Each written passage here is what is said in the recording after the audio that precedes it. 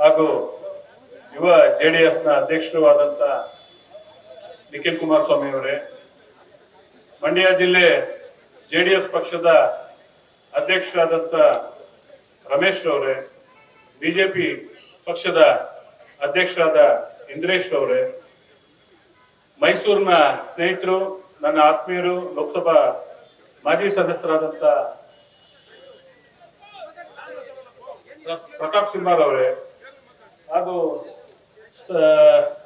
ಈ ಕ್ಷೇತ್ರದ ಜನಪ್ರಿಯ ಮಾಜಿ ಶಾಸಕರಾದಂತ ಸುರೇಶ್ ಗೌಡ್ರೆ, ಸ್ನೇಹಿತ ಚೇತನ್ ರವರೇ, ಹಾಗೂ ಈಗ ತಾನೇ ನಮ್ಮ KR ಪೇಟೆ ಶಾಸಕರು ತೆರಳ್ತಾ ಇದ್ದಾರೆ.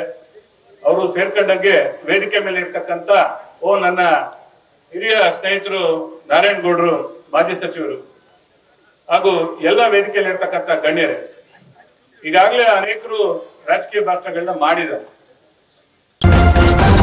ನ್ಯೂಸ್ ಫಸ್ಟ್ ನಿರ್ಭೀತಿಯಿಂದ ನಿಮ್ಮ ಪರವಾಗಿ.